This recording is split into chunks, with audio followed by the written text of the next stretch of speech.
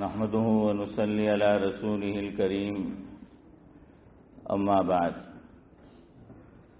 فقد قال الله تبارك وتعالى في القرآن المجيد والفرقان الحميد فأعوذ بالله من الشيطان الرجيم بسم الله الرحمن الرحيم ياسين والقرآن الحكيم إنك لمن المرسلين على صراط مستقيم تنزيل العزيز الرحيم لتنذر قوما ما أنذر آباؤهم فهم غافلون لقد حق القول على أكثرهم فهم لا يؤمنون وقد ورد في الحديث قال النبي صلى الله عليه وسلم إن لكل شيء قلبا وقلب القرآن ياسين أو كما قال عليه الصلاة والسلام.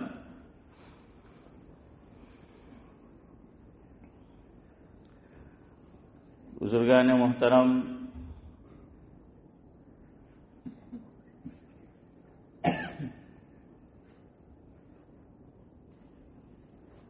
دن کا آغاز بہت سے مسلمان سورہ یاسین شریف کی تلاوت سے کرتے ہیں، یعنی نماز فجر پڑھنا ہے سو پڑھنا ہے، اس کے بعد یاسین شریف کا بہت سے مسلمانوں کا معمول ہوتا ہے۔ ہمارے اکابر نے یاسین شریف کے تعلق سے جو کچھ لکھا ہے تو جمعہ کی مجلس میں انشاءاللہ العزیز اس تعلق سے کچھ کہنا سننا ہوگا۔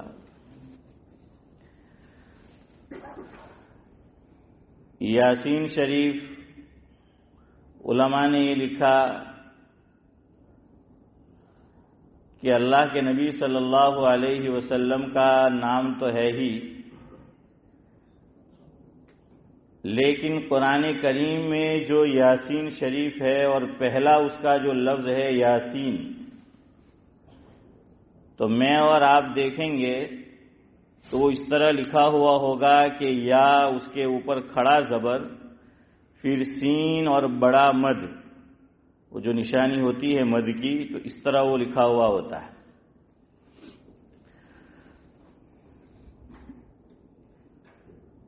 جامعہ بنوریہ، بعض حضرات زیر پڑھتے ہیں بنوریہ اور بعض زبر پڑھتے ہیں۔ حضرت مولانا عبداللہ صاحب کاپودروی رحمۃ اللہ علیہ کی تحقیق یہ تھی کہ صحیح تلفظ بنوریہ ہے، با پر زبر ہے، فتحہ ہے۔ تو آن لائن جو اس کی ویب سائٹ ہے کہ جس پر مسائل کے جوابات دیے جاتے ہیں، تو کسی نے یہ سوال پوچھا ہے کہ لڑکے کا نام یاسین رکھنا کیسا ہے؟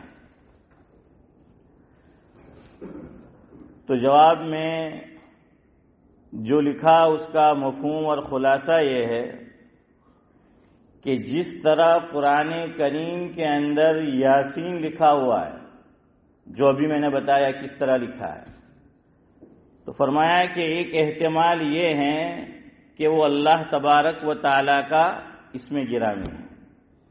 ایک احتمال، نبی کا نام ہے وہ تو ہے ہی، لیکن دوسرا احتمال یہ ہے کہ یہاں مراد اللہ تبارک و تعالی کا نام ہے۔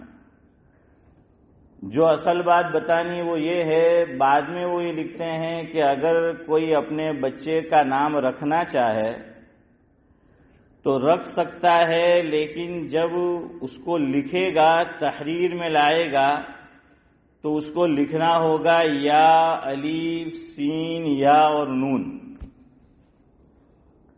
جس طرح قرآن کریم میں لکھا ہوا ہے اس طرح وہ اپنا نام نہ لکھے اور گھر والے نہ لکھوائے، چونکہ ایک احتمال یہ ہے کہ یہ اللہ تبارک و تعالی کا نام ہے اور یہ ایسا نام ہے کہ وہ مخلوق کے لیے نہیں رکھ سکتے، مخلوق نہیں رکھ سکتی، مخلوق کے لیے استعمال نہیں ہو سکتا۔ اللہ کے نبی صلی اللہ علیہ وسلم کا بھی نام یاسین ہے، جو اسماء مبارکہ ہے حضرت نبی کریم صلی اللہ علیہ وسلم کے، اس میں ہم دیکھیں گے محمد، احمد، حامد، محمود اس طریقے سے لکھا ہوا۔ 37 نمبر کا جو نیم ہے وہ یہی یاسین ہے۔ 36 پر ہے مصطفیٰ اور 38 پر اولا۔ تو 37 نمبر کے اوپر ہے یاسین، تو یہ نبی کا بھی جو ہے وہ نام ہے۔ شاعر مشرق علامہ اقبال علیہ الرحمہ نے بھی اس کو استعمال کیا ہے۔ اقبال فرماتے ہیں کہ وہ دانائے سبل ختم الرسل مولائے کل، جس نے، حضرت نبی کریم صلی اللہ علیہ وسلم کی طرف اشارہ ہے کہ وہ دانائے سبل ختم الرسل مولائے کل، جس نے غبار راہ کو بخشا فروغ وادی سینہ۔ اللہ اکبر۔ اقبال کہتے ہیں کہ حضور کی شخصیت وہ ہے کہ راستے کے غبار کو پہاڑ کی چوٹی بنا دیا۔ جو گرے پڑے تھے، شاعر کہتا ہے کہ جن کو اونٹ چرانے کا سلیقہ نہیں تھا، حکومت چلانے والے بن گئے۔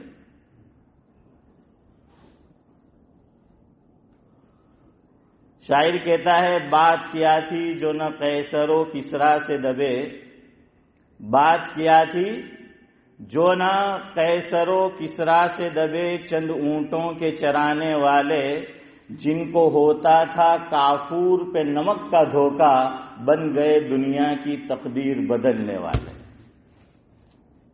کافور کی گولی پہلے لوگ رکھتے تھے کپڑے میں، ابھی رکھتے ہوں گے لیکن اب استعمال شاید کم ہو گیا ہے نا، کپور کی گولی بولتے ہیں۔ اور وہ میت کو جو غسل دیا جاتا ہے تو اس وقت جو خوشبو لگائی جاتی ہے اس میں بھی وہ استعمال ہوتا تھا۔ میری پھوپھی تھی، کوئنٹری میں ہوا کرتی تھی، فوبک روڈ پر بھی رہائش تھی ان کی کچھ عرصہ، تو وہ پارسل بھیجا کرتی تھی۔ اس دور میں پارسل زیادہ چلتے تھے، تو وہ آتے تھے تو کپڑے میں سے خوشبو آیا کرتی تھی کہ وہ کپور کی اور کافور کی گولی اندر جو ہے وہ رکھی ہوئی ہوتی تھی۔ تو شاعر یہ کہتا ہے کہ نمک کی ڈلی لے لیجئے اور کافور اور کپور کی گولی لے لیجئے تو دیکھنے میں دونوں یکساں معلوم ہوگی، ایک سی معلوم ہوگی۔ فرمایا وہ لوگ تھے کہ جن کو کافور پہ نمک کا دھوکہ ہوا کرتا تھا، حضور کی صحبت نے، حضور کی تعلیم نے، حضور کی نگاہ نے ان کو دنیا کی تقدیر بدلنے والا بنا دیا۔ کہ بات کیا تھی جو نہ قیصر و کسریٰ سے دبے، چند اونٹوں کے چرانے والے، جن کو کافور پہ ہوتا تھا نمک کا دھوکہ، بن گئے دنیا کی تقدیر بدلنے والے۔ اور اکبر الہ آبادی نے لکھا ہے کہ درفشانی نے تیرے قطروں کو سمندر کر دیا، درفشانی نے تیرے قطروں کو سمندر کر دیا، آنکھوں کو بینا کر دیا، دل کو روشن کر دیا، خود نہ تھے جو راہ پر اوروں کے ہادی بن گئے، کیا نظر تھی جس نے مردوں کو مسیحا کر دیا۔ تو اقبال نے یہ کہا ہے کہ وہ دانائے سبل ختم الرسل مولائے کل، جس نے غبار راہ کو بخشا فروغ وادی سینہ، نگاہ عشق و مستی میں وہی اول وہی آخر۔ حضور کے تعلق سے کہہ رہے اللہ جزائے خیر دے اقبال کو، اقبال کی روح شاد ہو، خوش ہو، ان کے درجات بلند ہو۔ کہتے ہیں کہ نگاہ عشق و مستی میں وہی اول وہی آخر، وہی قرآن وہی فرقان وہی یاسین وہی طٰہٰ۔ تو یہ حضور کے اسماء مبارکہ ہے، نام ہے یاسین شریف۔ 5 رکوع ہے، 3000 حروف ہے، 729 جملے ہیں، اور حضور اکرم صلی اللہ علیہ وسلم نے روایت میں فرمایا، مفہوم یہ ہے کہ من قرأ حرفا من کتاب اللہ، کہ ایک حرف اگر پڑھتا ہے، مفہوم یہ ہے تو کتنی نیکی ملتی ہے؟ بعشر امثالہ، 10 نیکی۔ تو اب آپ 3000 ہیں تو ضرب دے دیجئے، کتنے ہو جاتے؟ 30,000 نیکیاں ہو جاتی، 30,000 نیکیاں۔ تو اس لیے کوشش کرنی چاہیے روزانہ صبح میں کہ فجر کے بعد میں اور آپ یاسین شریف کی تلاوت کریں، اور حضور کی چاہت بھی یہی تھی۔ تفسیر در منصور میں ہے کہ اللہ کے نبی صلی اللہ علیہ وسلم نے فرمایا لَوَدِدْتُ أَنَّهَا فِي كُلِّ قَلْبِ انسان، کہ میری شدید چاہت یہ ہے کہ ہر انسان کے دل میں من امتی، جو میرا امتی ہے، جو میرا ماننے والا ہے، یعنی یاسین، کہ اس کے دل میں یاسین شریف محفوظ ہو، اس کے دماغ میں محفوظ ہو۔ علماء اس کی شرح میں یہ لکھتے ہیں کہ حضور اکرم صلی اللہ علیہ وسلم کی چاہت یہ ہے کہ یاسین شریف ہر مسلمان کو زبانی یاد ہو۔ کیسے یاد ہو؟ زبانی یاد ہو، ہر مسلمان کو اس کے سینے میں ہو، اس کے قلب میں ہو، اس کے دل میں ہو۔ اس کا فائدہ کیا ہوتا ہے کہ آدمی نماز پڑھ کے گھر جا رہا ہے یا جاب پر جا رہا ہے، شاپ پر جا رہا ہے، تو جاتے جاتے بھی راستے میں تلاوت کر سکتا ہے، کیونکہ زبانی یاد ہے تو پڑھنا بہت آسان ہے۔ میری گاڑی خراب ہو گئی تھی ایک عرصہ پہلے، تو ہمارے یہاں تھے وہ مولانا عبدالصمد صاحب منگرول والے، جانتے ہو نا، مفتی محمود صاحب کی سسٹر کے ساتھ جن کا نکاح ہوا تھا، مولوی عبدالصمد جسات۔ تو فجر کے بعد مجھے کہنے لگے کہ میں جا رہا تھا پیدل، کہ مطلب گاڑی نہیں ہے؟ میں نے کہا نہیں ہے، وہ بنانے کے لیے دی ہے، ریپیئر کرنے کے لیے۔ کہا چلو میں چھوڑ دیتا ہوں۔ مجھے کہا اپنا مکان بتاؤ کہاں ہے، میں ان کو لے گیا۔ تو دیکھیے جو دیندار ہوتے ہیں، ذہنیت ایسی ہوتی ہے تو ان کا ذہن کدھر جاتا ہے۔ جب انہوں نے مجھے اتارا میرے فلیٹ کے پاس تو کہنے لگے کہ آپ کے لیے تو بہت اچھا ہے۔ میں نے کہا کیا؟ دیکھیے یاسین شریف پڑھنے کے بہت فضائل ہے، تو آپ تو مسجد سے نکلتے ہوں گے، گھر آئے وہاں تک آپ کے 2 کام ہو جائے، آپ کی منزل بھی آ جائے اور یہ منزل بھی پوری ہو جائے، یاسین شریف بھی کیا ہے وہ پوری ہو جائے گی۔ تو مجھے کہا کہ یہ بہت اچھا ہے تمہارے لیے۔ تو بالکل صحیح بات ہے کہ آدمی کو زبان یاد ہو تو وہ کبھی بھی پڑھ سکتا ہے، اور پڑھتے پڑھتے آدمی جا سکتا ہے۔ تو حضور نے فرمایا میری چاہت یہ ہے کہ ہر مسلمان کے دل میں یاسین شریف کیا ہے، وہ محفوظ ہو۔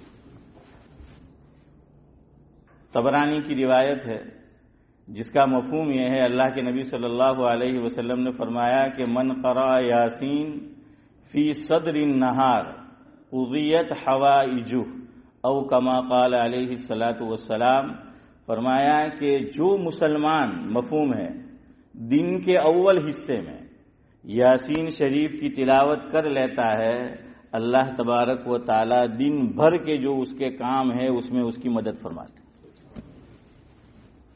اس کی جو حاجتیں ہیں اس میں اس کی مدد فرماتے ہیں۔ تو فرمایا کہ دن کے اول حصے میں کیا کر لے آدمی، یاسین شریف۔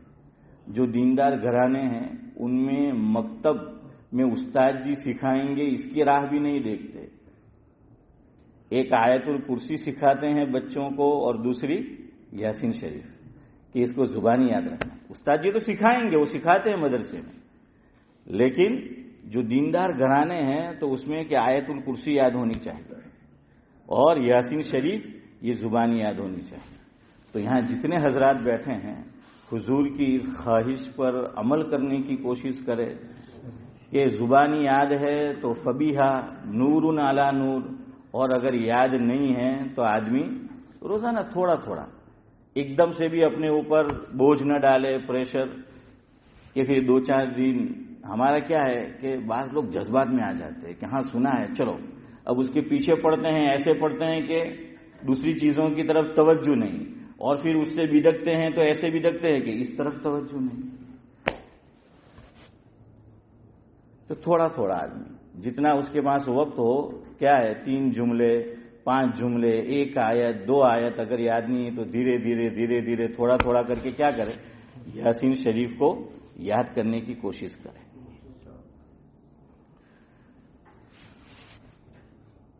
دوسرا فائدہ یہ لکھا، یہ بھی طبرانی کی روایت ہے، سند کے اعتبار سے دونوں روایت ضعیف ہے، لیکن فضائل میں سارے فقہا اس کو قبول کرتے ہیں، علماء اس کو قبول کرتے ہیں فضائل میں۔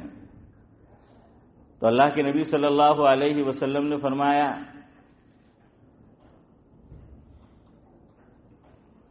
کہ جو مسلمان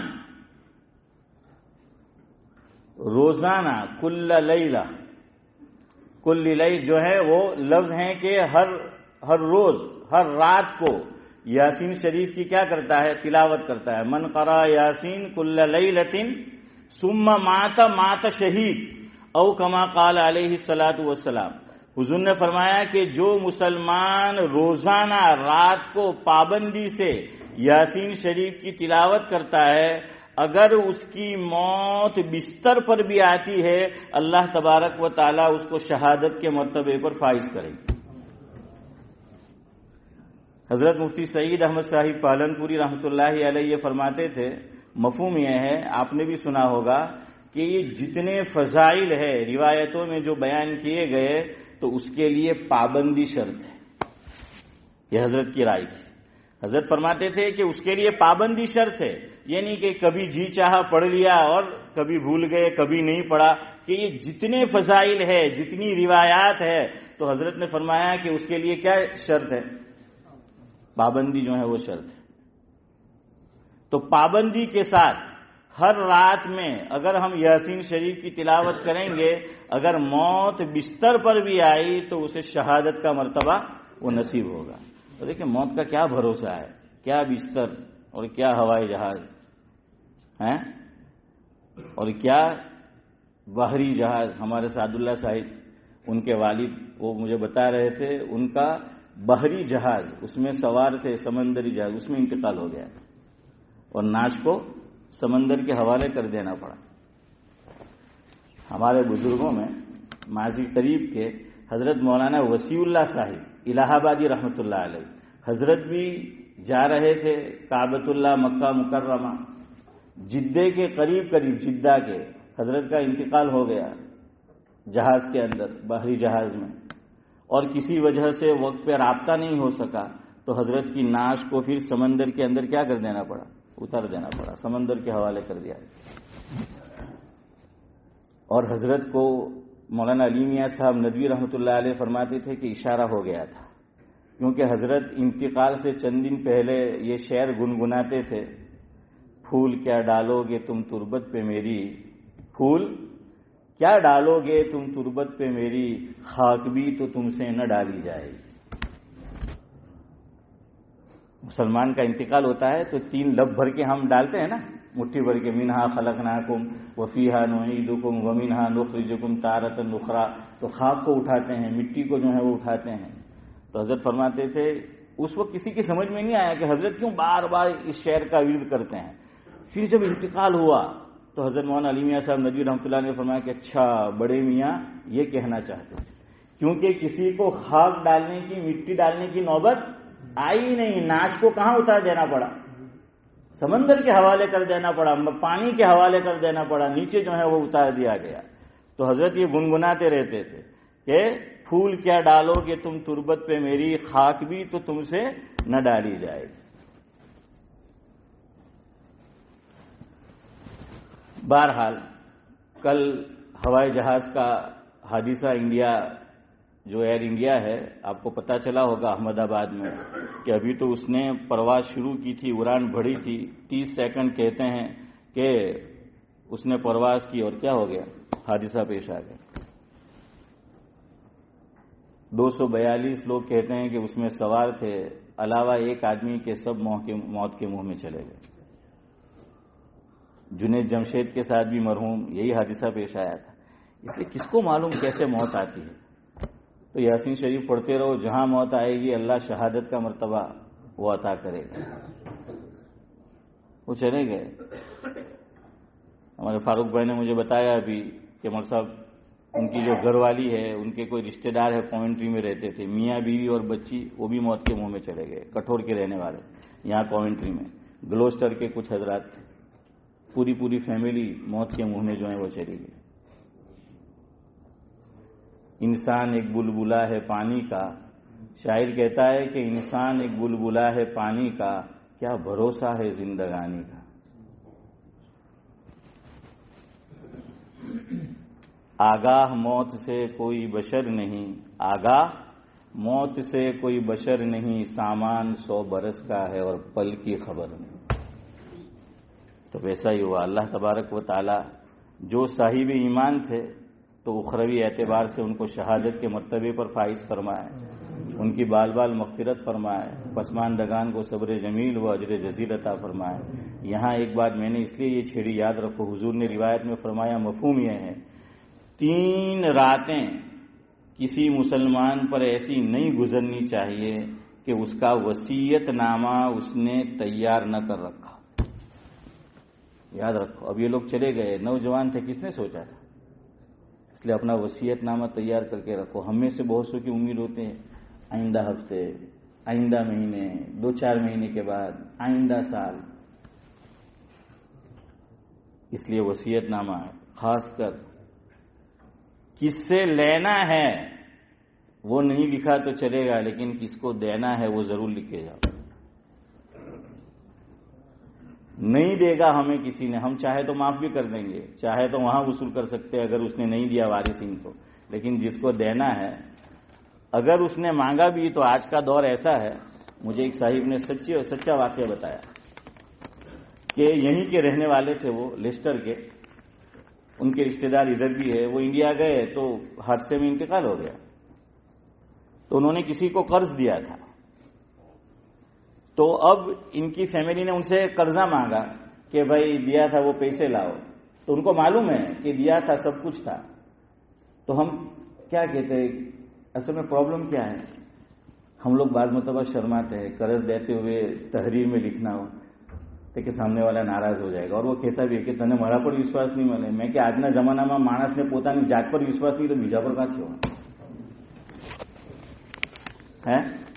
تو دوسرے کا کہاں ہے؟ بھائی یہ قرآن نے جو ہے اس طرح اشارہ کیا ہے کہ لکھ لو، تحریر یہ جو ہے وہ کر لو۔ تو کیا جواب دیا پتا ہے؟ ابھی کا واقعہ بتا رہا ہوں، اور کوئی یہ ایسے لوگ بھی نہیں کہ جو دین اسلام نہ جانتے ہو اور دینی تعلیمات سے بہت دور ہو، کہاں کہ تم جس کے پیسے کا مطالبہ کرتے ہو، تو انہوں نے جن کو دیا تھا یعنی ہمارے والد کو، تو وہ بھی قبر میں چلے گئے ہمارے والد، اور یہ بھی قبر میں چلے گئے، ایسا کرو وہ آپس میں اندر میں قبر میں معاملہ کر لیں گے، اللہ کے گھر میں بیٹھا۔ بالکل یہی جملے انہوں نے مجھے جو ہے وہ بتایا کہ اب یہ ہے، اس لیے لکھ کے رکھو، ورنہ آپ جانتے ہیں حدیث پاک کا مفہوم ہے کہ قرض کی وجہ سے آدمی کی روح کیا رہتی ہے۔ اس لیے لین دین جو ہے تو خاص طور سے تو اس کو کیا کیا جائے۔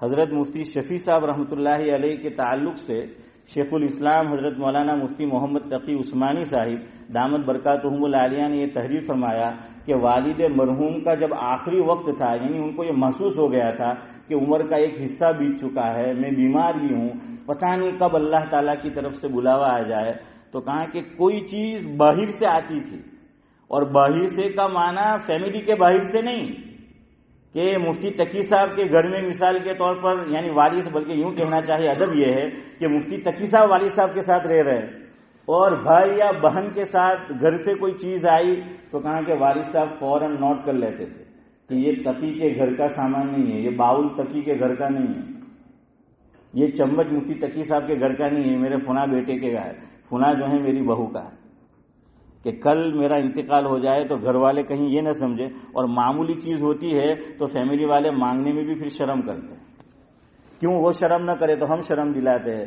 کہ یار کھرا کنجوس مارواڑی سے ایم کے ایک باؤل خالی پڑھ لو تو تیہو منگائی لی تو بولتے ہیں نا۔ اس لیے بہرحال تیاری مجھے بھی آپ کو بھی رکھنی چاہیے، اللہ کے وہاں جانے کی بھی اور یہ وصیت نامہ بھی، لین دین سب کچھ جو ہے وہ لکھ کر جو ہے وہ جاؤ۔ اللہ تبارک و تعالیٰ جو کچھ کہا سنا گیا قابل عمل باتوں پر عمل کی توفیق نصیب فرمائے۔ ایک درمندانہ پھر گزارش ہے، ماشاءاللہ گزشتہ جو ہیں کچھ دینی باتیں آپ کو سنائی تھی تو مسجد کے صحن میں پیسیج میں شور بھی کم ہوا ہے، لیکن پھر بھی ابھی کچھ نہ کچھ ہے، تو چلو آپ بیٹھتے ہی ہو، اچھا تو یہ ہے آپ اندر آ جاؤ، لیکن پھر بھی بیٹھنا ہے تو ذرا آہستہ بولو، بات ہی کرنا ہے۔ اب تو ہم بالکل آخری لیول پہ آ گئے ہیں کہ کم از کم اتنا ہے کہ پھر آہستہ کرو گفتگو، اور اذان ہو رہی ہے تو خاموش ہو جاؤ۔ اب مغرب کی اذان ہو رہی ہے پھر وہاں بیٹھنے کا کیا مطلب؟ اذان ہو رہی ہے آ جاؤ اندر، اب تو فوراً نماز ہے، دوسری نمازوں میں چلو کچھ وقت بھی ہے، فوراً ہے، اندر آ جاؤ تو آپ کو ایکسٹرا ثواب ملے گا، اعتکاف کی نیت ہوگی اس کا ثواب جو ہے وہ الگ ملے گا، اور پھر وہ آپ کو حدیث سنائے تو اس کا جو ہے وہ ثواب الگ ملے گا۔ اور سنت غیر موقدہ ہم لوگ یہ سمجھتے ہیں عشاء سے پہلے جلدی آئے پھر بھی کوئی اندر نہیں آتا، عصر سے پہلے پھر بھی یہ غیر موقدہ ہے، تو غیر موقدہ ہے اس کا مطلب یہ تھوڑی کہ نہیں پڑھنے کا ہے، تو اللہ توفیق دے، اور تو بہرحال پڑھو، اور جتنا ہو سکے اللہ نے یہاں تک پہنچایا صحن تک تو اللہ کے گھر میں بھی آ جاؤ، اللہ مجھے بھی آپ کو بھی عمل کی توفیق دے۔ اور دیکھیں ہمارے بھائیوں کے ساتھ کیا ظلم ہو رہا ہے، دنیا کی مظلوم ترین مخلوق اہل غزہ ہے، ہم کچھ نہیں کر سکتے، ہمارے ہاتھوں میں نہیں ہے، دعا تو ہے، تو ہم آ گئے جلدی، اللہ نے مسجد میں بھیج دیا تو دعا کر لیں ان کے لیے، اپنے لیے دعا کریں ہیں۔ اب ہم جہاں سے آئے ہیں وہاں بھی کچھ حالات بہتر نہیں ہیں، آپ جانتے ہیں دن بدن کیسے حالات بدل رہے ہیں، تو وہاں کے لیے بھی دعا کریں، اللہ مجھے بھی توفیق دے، آپ کو بھی توفیق دے۔